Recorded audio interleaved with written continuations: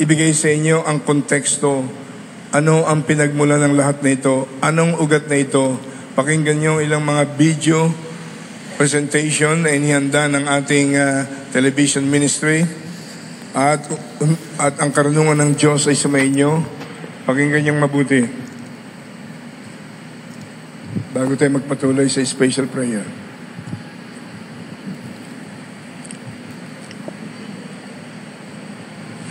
Litong-lito ka na ba kung sinong paniniwalaan sa flood control scandal? Pasimplehin natin, puro facts lang. Fact, 1.4 billion pesos per day ang budget ng DPWH sa flood control. Pero nalulubog pa rin tayo sa baha kasi nakukurakot ang pondo. Fact, si Senator Joel Villanueva ang original na nag-expose niyan noong 2023, noong 2024, at pati na yung 2025. Sa amin sa Bulacan, 200,000 yung mga Bulakenyo na nananatili na submerged sa baha hanggang ngayon. 700 million na po yung halaga ng perwisyo sa agrikultura at infrastruktura sa isang lalawigan pa lang ho. Hindi na sila umaasa na may gagawin pa gobyerno. Wala na akong maniniwala sa atin na totoong gagawa na tayong solusyon. Ilang dekada na ho nila naririnig to eh. It's the same thing over and over again. It's just worsen. Flood Management National Government Budget. Ngayong taon po, 2024, mas mataas po ang inilaan na budget ng Kongreso para sa DPWH alone. Dito po sa flood management, nasa 1.35 billion kada araw. Meron po ang DENR, meron din po ang MMDA, meron din po ang PAG-ASA, meron din po ang Climate Change Commission. Aabutin po ito ng 1.44 billion kada araw. Hindi na po ito, kaninang umaga, nagulat po ako nung meron pong kumaladkad sa pangalan natin tungkol po sa flood control project sa mahal nating lalawigang Bulacan. Uulitin ko at parang sirang plaka na po ako, Mr. President. Wala po ako kailanman naging flood control project.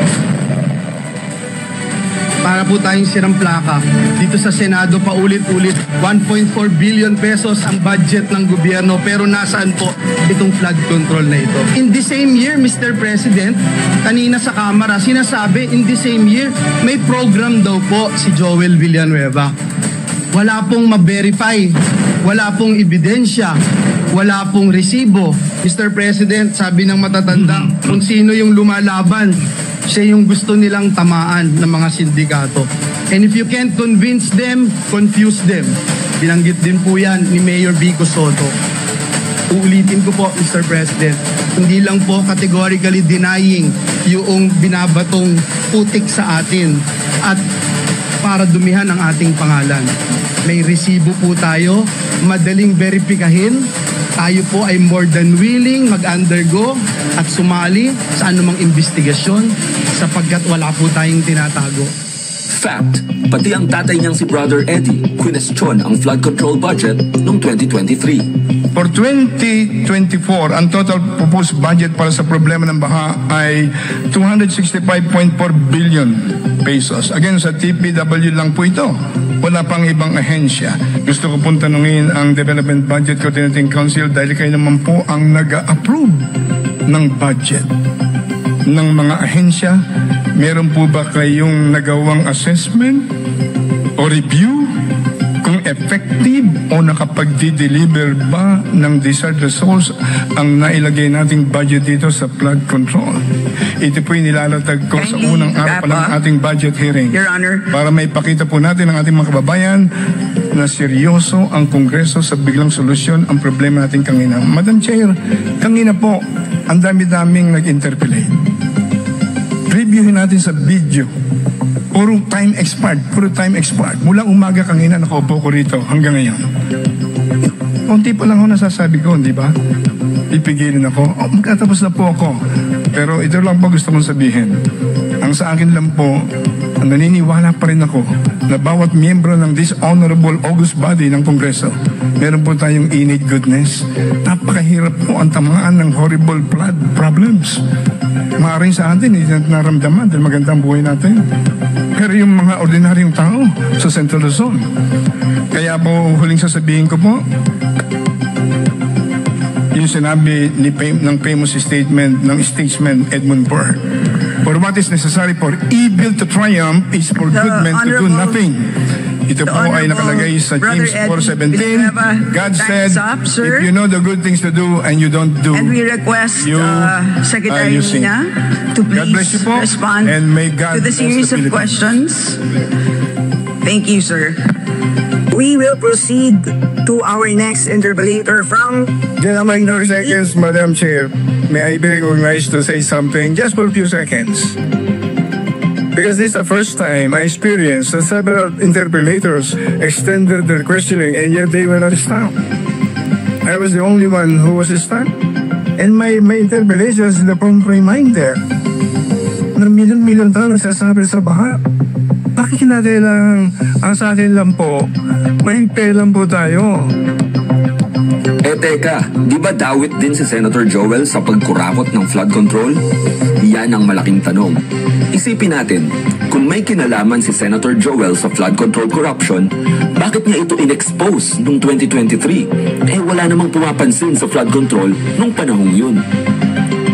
Ine-expose ba niya ang sarili niya? Simple lang ang sagot. Fact. Walang kinalaman si Senator Joel sa flood control corruption. Bakit dinadawit siya? Kasi nga, siya ang nag-expose. Galit sila kay Senator Joel. Sinong sila? Walang iba kundi ang mga nagmanipula ng budget. What was Zaldico doing? Dapat ipaliwanag niya bakit unang-una, bakit siya may discretion over this amount of money. Yung dalawang party list associated to him, Yeah. Ako Bicol, 2.295 billion at saka yung BHW, nasa pamangkin niya to, 2.064 billion. We're only talking of one person here, Zaldico. Yeah. And there are so many others in the list of the Hindi pa siya president. na yung pinakamalaki. Oo. Siya na yung pinakamalaki. But his case is ilalagay. unique kasi contractor na nga siya, congressman pa. Hindi na Who's responsible for all the insertions sa 2025 budget? Specifically, who was the APRO chair? That was Zaldico. And Zaldico's company is in the top 15. Ba't hindi pinapatawag ng Congress? Papatawag nila. Kapag pinatawag nila at pinag-explain nila si Congressman Zaldico, baka maniwala pa ako. But I doubt, kasi ang tindi ng conflict of interest. Ang budget ng Pilipinas ay hawak lang ng dalawang tao. Hawak lang siya ni Congressman Zaldico at ni Congressman Martin Romualdez. Yan ang katotohanan. Who do you want to get called to the hearings? Well, gusto ko sana makita si Congressman Zaldico na matawag dyan sa hearing at mag-appear siya dyan sa mga hearings na yan. Sa kanilang lahat, hulaan mo kung sino ang unang nagbulgar ng mga anomalya ni Contractor Congressman Zaldico. Walang iba kundi si Senator Joel Villanueva. Ito pong kumpanya niyang SunWest Corporation. True or false? Ito po ba ang isa sa pinakamalaking government contract? Sagot, true. True or false?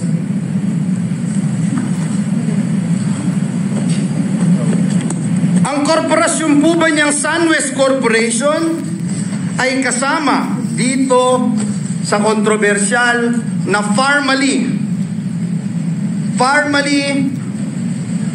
case dito na inimbestigahan sa Senado na kasuhan ng Senado? The answer is true. Kasama din po ba ang kumpanya niya dito po sa kontrobersyal na DepEd Laptal? Ang sagot po, true. Pinakakasuhan din po ng Senado ang kumpanyang ito. Po dito yung reklamo po sa ombudsman ng anti-corruption group na ang pangalan Task Force Kasanag International, meron din pong 50 billion na kaso na kinakaharap ang taong ito. Ang masaklap po, inappoint po siya ng Kamara de Representantes bilang tagapagbantay ng kaban ng bayan. Si Dracula, inappoint mo bilang tagapagbantay ng blood bank ng bayan. 2024 pa to. Pero sa kabila ng mga siniwalat niya, nanahimik lang ang mga congressman. Takot kaya silang madamay? Ang Ang mainstream media, kahit isang report, wala. Nabayaran kaya sila? Dagdag pa sa galit nila kay Senator Joel ang pangunguna niya sa pagkontra sa People's Initiative noong 2024. Matatanda ang sinubukan ng Kongreso na buwagin ang konstitusyon at ang Senado para mapahaba ang mga termino nila. Pero hindi nagtagumpay ang tsatsya dahil sa paninindigan ni Senator Joel. Hindi po biro itong nangyaring peking initiative na ito. Marami pong nagre-reklamo. Uho, humihinga, naghihingi ng tulong sa gobyerno, nagdarahop, dinadanglil yung AIX. Pag hindi ka pumirma, hindi kita bibigyan. We should all be united on this matter, Madam Chair, na i-reject natin ito, siguruhin panagutin kung sino man ang nasa likod. Kaya hindi na nakapagtatakang ang Kongreso ay tina-target si Senator Joel. Pati mga imbentong kasong dinismiss na ng Ombudsman dahil napatunayan ng NBI mismo na pineke lang ang pirma niya, hinuhukay pa nila. Desperado silang wasakin siya, kaya ang daming mga imbentong paratang. Kesyo nang hingi daw siya ng suhol noong October 2023 sa isang Viber message para ma-appoint si DPWH Secretary Bonoa. Sir, yung picture po na yan ay nung October 2023. Kaso may butas ang kwento nila. November 2022 pa lang, appointed na si Bonoan. At si Senator Joel naman, naging member lang ng Commission on Appointments noong February 2024. Sa mga imbentong paratang, ang star witness nila ay si ex-Assistant District Engineer Bryce Hernandez. Isa siya sa mga tinaguriang BGC Boys o Bulacan Group of Contractors. Fact, milyon-milyong pera ng bayan ang naipatalo na nila sa kasino. Fact, 70,000 pesos monthly lang ang sweldo ni Bryce Hernandez, pero marami siyang luxury cars at luxury wristwatches. Ang taong ito ang gusto ni na Abante, Ridon at Saldico na paniwalaan natin sa scripted na hearing nila. Na walang paper trail, walang documentary evidence, walang audit report, walang ebidensya. In short, walang katotohanan. Kaya nga umurong sina Abante at Ridon sa hamon ni Congressman Toby Tiangco na imbitahin si Mayor Magalong sa hearing para pangalanan ang mga congressman na kumikickback sa flood control. Ni Mayor Magalong. So ayaw nyo bang mag-present ng motion na imbitahan na siya kaagad para pangalanan na rin po niya? At sinabi naman po niya na willing naman po siyang imbitahan. Congressman Abante, you're being asked. Should I make the motion now? Better, Mr. Chair, to show na talagang seryoso tayong imbitahan siya. I just have one. Mr. Chair. Before speaking, I have one question lang po to Congressman Chaco. Is this part of your interpellation or what is this? Okay. All right, part of my 5 minutes, Mr. Chair. All right. And after this, I will have no further questions because this will be my basis of seeing if talagang may pupuntahan tong committee na to o wala. Kung ayaw natin imbitahan si Mayor Magalong sa agarang panahon, so magkakaproblema tayo sa credibility. We just finished the hearing right now. We still have a lot of contractors that are waiting to be investigated, to be interpolated. So why don't we wait? Why don't we finish this first before anything else? Ang masaklap pa, batchmates pala sa iisang eskwela sina Congressman Ridon at Bryce Hernandez. Sana man lang nag-inhibit si Ridon sa hearing para kapanipaniwala, di ba?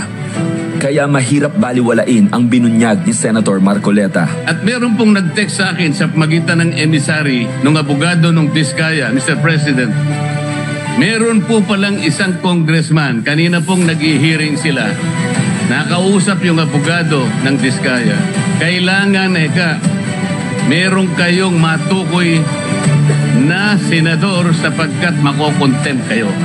Nasa akin po yung text message, Mr. President. Related to yung sinabi ni Senator Villanueva na if you cannot convince them, confuse them, so mukhang ang strategy, at narinig ko na to even before the speeches, na pagka nilabas nyo to, dadamay ko na lahat.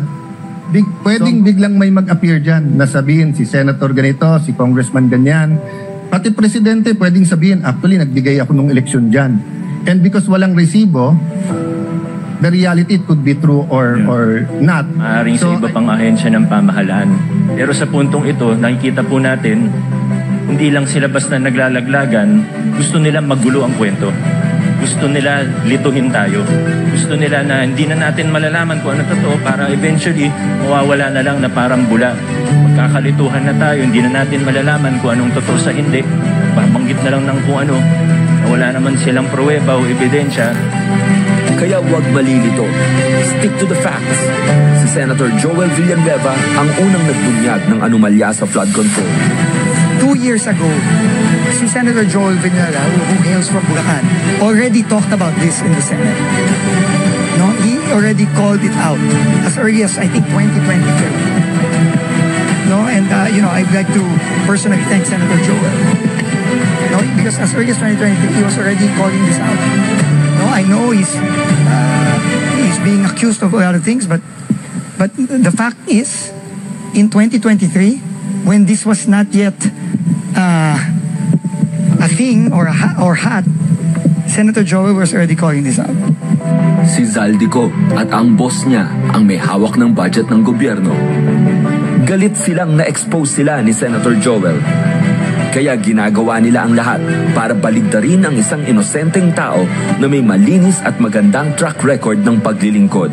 Formal na ginawaran si Senator Joel Villanueva ng prestigyosong World Integrity Prize bilang pagkilala sa kanyang nagpapatuloy na laban kontra sa graft and corruption. Ginawad ito sa kanya ng South Korea-based Anti-Corruption Civil Movement General Federation na otorisado ng Anti-Corruption Commission ng South Korea para isulong ang integridad at transparency. May ginagawa ang Diyos, buhay ang Diyos. Ito pong nangyayaring ito, alam po niya na ito'y maglilid sa katotohanan at ang katotohanan ang magpapalaya sa atin. Hindi lang po categorically denying yung binabatong putik sa atin. May resibo po tayo, madaling verifikahin. Tayo po ay more than willing mag-undergo at sumali sa anumang investigasyon sapagkat wala po tayong tinatago. I will never betray my principle. I will never ever destroy the name that was given to me by my parents because it's priceless, Mr. President. The Bible says a good name should be chosen than great riches. Pinalaki po ako ng magulang ko na naniniwala ako sa langit at impyerno. When you die here on earth, you will face your Creator and immediately into judgment. Sa impyerno, wala pong graduation. Kahit 1 bilyong taon, kahit 1 trilyong taon, pag ikaw ay nagkasala, pag ikaw ay pinarusahan ng Diyos, wala pong graduation doon. My duty has always been to serve our kababayans. Lalong-lalo na po ang mga kababayan kong Bulakenyo who suffer from flooding year after year. And that is where my focus remains, Mr. President. Finding real solutions, not engaging in black propaganda. Mr. President, I will not be distracted by lies. And instead, I affirm my commitment to the work that truly matters, serving our people with honesty and integrity. Stand for truth. Stand for Senator Joel Villanueva.